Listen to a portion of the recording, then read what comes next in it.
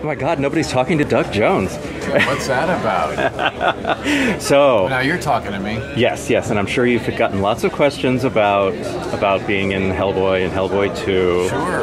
But has anyone asked you about your part in the gentleman, as one of the gentlemen from Buffy? I get asked about that like often. The Buffy fans, and I love all of you Buffy fans. The Buffy fans are very loyal, and for a TV show, and I was just on the one episode. I guest starred on one show. Usually, when you guest star on a TV show, it's gone. It airs, it might rerun, and then it's gone. That show lives on and on and on. And it's because of the loyal, rabid Buffy fans, which I love them dearly for that. I do. And I never have done a guest starring thing on a TV show where they made an action figure of me or a doll, and there's a whole product line of gentleman things.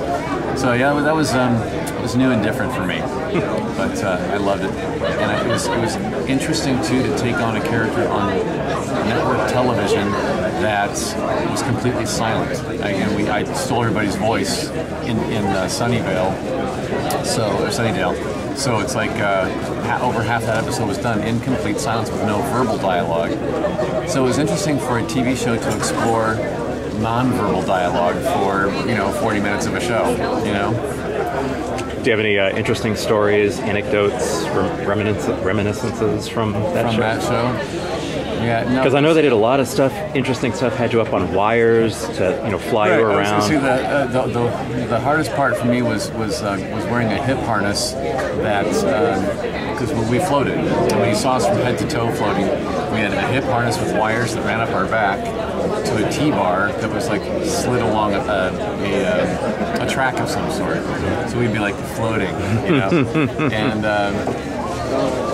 That was, it had to look comfortable, so it was like, of course, we just float, effortlessly, but all the while it's like, oh, this is killing no children, all that, so, all that.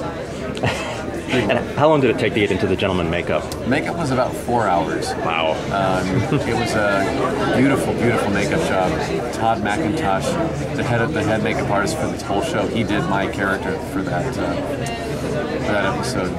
Beautiful. It was a foam latex, a glued-on mask that kind of reshaped our faces a little bit to make them more angular and more gaunt. You can imagine a more angular, gaunt face than this. And then the airbrushing was just so beautiful around the darkness around the eyes, and the teeth were metallic-looking dentures that were made to fit over my own teeth, and so that's why the smiles were so vibrant. Yeah, the gentlemen were really happy with what they were doing. They were. That's what was so. And that was the creepy part. Is that we weren't just like evil. We were happy and genteel about our evil and ripping people's hearts out. That was the dichotomy is what will creep people out all the time. Did you actually get to work with Sarah Michelle Gellar any? Yeah. Oh, okay. In fact, just kind of at the end of the episode where she's killing you guys off. We have our showdown at the end. Yes, where we have a big fight scene. I actually get a knife in her back. I draw some blood from her. I do. And of course, when she screams and my head explodes, I was the first one to have my head explode. Well, glad to see they got your head back together. Because on a budget, they actually had to make my head explode. They couldn't use effects, so it took a while. And thank goodness I have a medical plan. That wasn't even funny. No, I'm sorry. I'd heard people speculate that you would only work with like her stunt double because there was so much action there.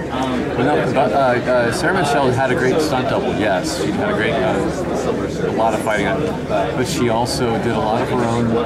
She had to be on camera with her own face and doing. She was a good fighter. She did a great job.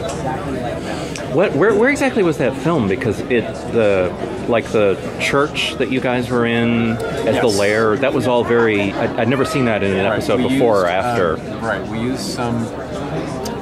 I believe some of that set, the clock tower, town square kind of looking thing, I believe we did some of that shooting outdoors at a Universal backlot somewhere. Oh, is that the thing that burned down? I believe. About a year ago? Yeah. Oh, that's a shame. Right, and we also filmed on a real college campus somewhere in the Los Angeles area. Probably UCLA. Some of the dorm scenes, yeah. And then the rest we did interiors were set up in the studio that they were filming at. Oh, on Olympic. Santa Monica, right. Oh, okay. Okay. Yeah, that's right, because you were in, like, the dorms briefly. Right. Okay. And why? Okay, to jump to a different movie, why did they overdub your voice in the first Hellboy with David Hyde Pierce? Yeah, it was not a performance issue. I asked about that repeatedly. They had made the decision to do a celebrity voiceover before I was cast. Oh, okay. So I came into it like, with what? You want to do what? So regardless of who they would have picked to play the part, it was going to be David Hyde Pierce's voice. Well, they were kicking around David Hyde Pierce or Kevin Spacey or Steve Buscemi. Oh. So it was all. When I heard that, I said, I would rather you not do that. I would rather be cast in a role and play the entire role, because that's what actors do. This splitting up the thing didn't make sense to me. So I was told that if I had a sound that was effective for the character, that they would consider keeping it. So my name was in the running along with those other three. Oh, okay. What happened was when the film was finished, after having delivered all the dialogue on set, it's a long story. I'm sorry, but if you bring this up, I have to tell the whole thing. You understand that, right? Because I can't just say, "Yep, I was dubbed over," because then it makes me sound like I suck as an actor and I need to be dubbed over, which I don't. And I also don't want to get huffy about it and make David Hyde Pierce look bad, because he was actually a brilliant actor who was quite a gentleman. So as the story goes,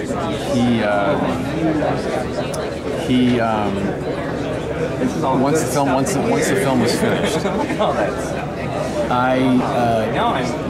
they did.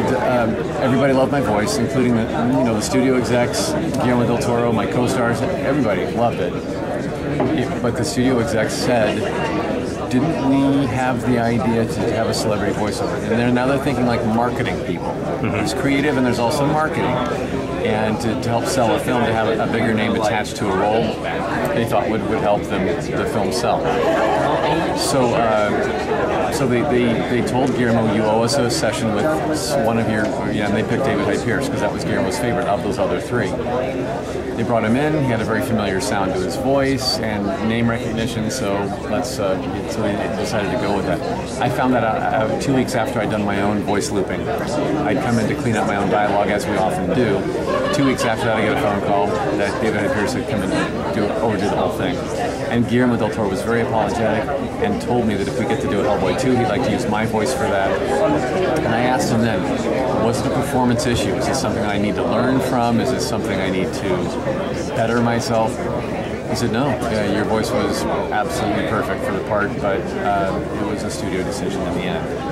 So, all right. What happened in the meantime then was that hope that if we make a Hellboy 2, it would be my voice. Between the two Hellboy movies were two animated films, Hellboy Sword of Storms and Hellboy Blood and Iron. Now what do? Animated films with voicing over the actor, the roles. Ron Perlman was brought back to voice Hellboy, Selma Blair was brought back to voice Liz Sherman. So what do? What do you do with the Abe Sapien? That was David Hyde Pierce's voice in the first movie. So they did offer it to him first, and David Hyde Pierce politely declined. He declined, and let's go back to the first Hellboy movie. After he voiced over me in the first Hellboy movie, the story goes his name did not show up in the credits anywhere. He didn't show up at the premiere. He did no press, no interviews, nothing to promote the film. And I was kind of curious. I thought for sure that he would get a lot of attention for that.